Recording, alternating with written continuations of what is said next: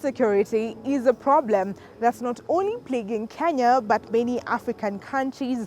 A lot of efforts are being put in to boost this sector, and innovation is a key player. So today we are meeting some young founders from KBC University who will tell us about a nano satellite technology that they've come up with for precision agriculture, meant to boost this sector and revolutionize the space through improving crop yields.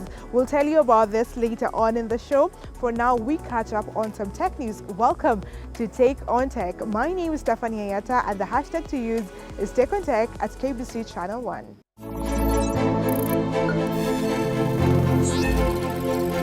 In this week's edition of Tech News, we delve into two groundbreaking innovations that showcase how technology is shaping diverse sectors. Alana Oko explores the use of virtual reality (VR) in revolutionizing training of welders through Toolkit, an advanced VR platform.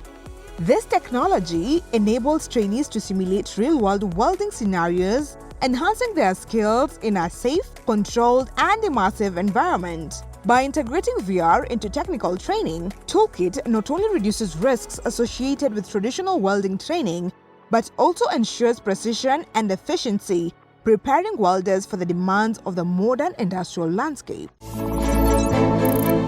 Frederick Munywoki reports on a cutting-edge partnership between Huawei and the Kenya Wildlife Services to preserve marine biodiversity. Through this collaboration, underwater cameras have been installed at the Kisiti Punguti Marine Park, providing real-time monitoring of the marine ecosystem. These cameras offer critical insights into marine life behavior, detect environmental changes, and support conservation efforts. This initiative represents a fusion of technology and environmental stewardship, demonstrating how innovation can drive sustainability and protect Kenya's rich marine heritage. Cynthia Wamboi Njoroge is an upcoming professional welder at Toolkit, a digital social enterprise training in technical skills and welding, or what is commonly known as Jua Kali. But Wamboi tells us this is not typical Jua Kali, because the use of virtual reality has enhanced her grasp of welding techniques and has also debunked myths related to blending learning programs that are complemented by technology. With time, it's not that hard. It's easy. As you go, as you continue practicing, it's so much easy. You gain your muscle memory. So the moment when you come, you join the workshop, you are able to maintain your memory and also the stability during welding. When you start with the VR, it's much easier when you come to the workshop. Wamboi is not alone.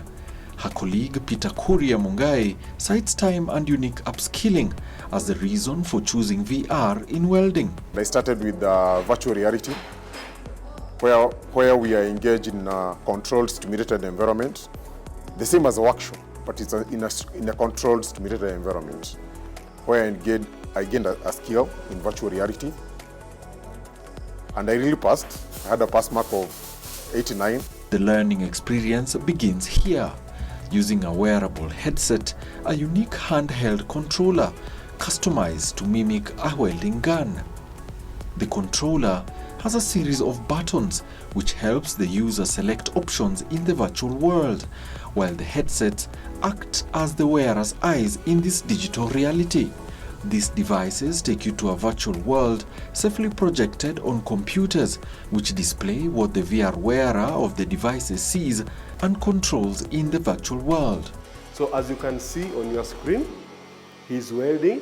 So you are able to select the required sample. You adjust the parameters, you set the parameters, you set the current, you set the gas. Like I've said, MIG welding entails the use of gas.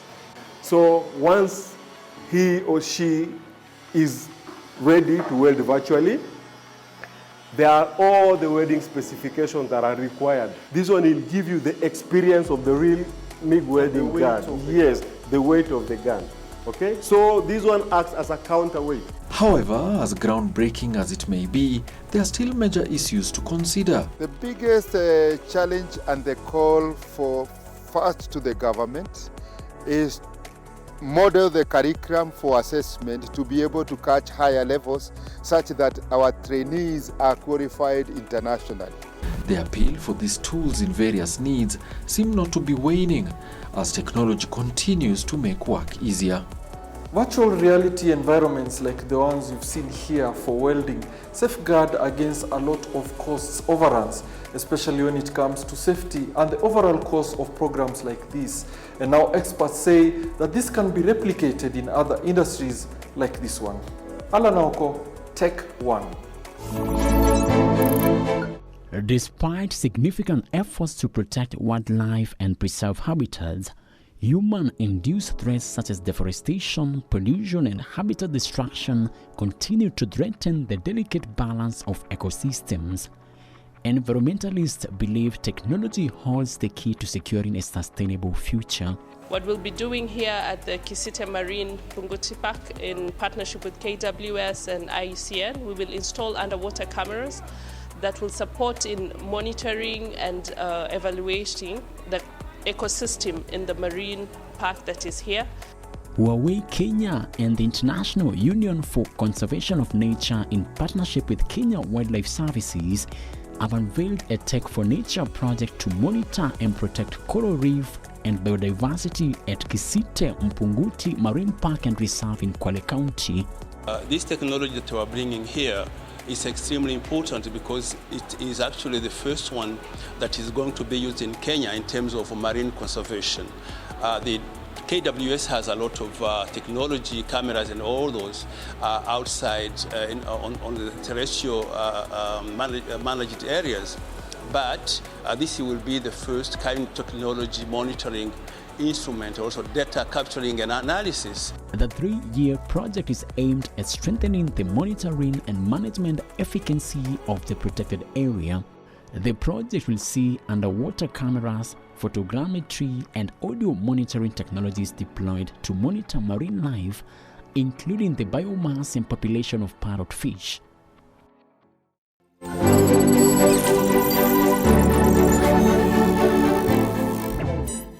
Nano-satellite technology is increasingly transforming precision agriculture in Africa by providing cost-effective, high-resolution, and real-time data for improving agricultural productivity.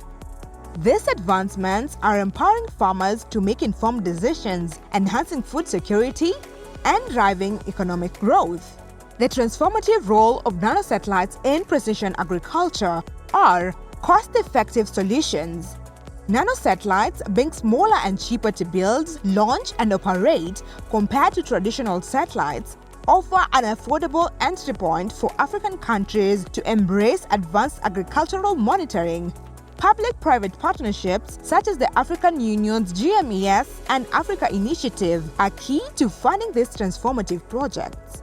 High-resolution satellite imagery enables early detection of crop diseases and optimization of inputs like fertilizers and pesticides.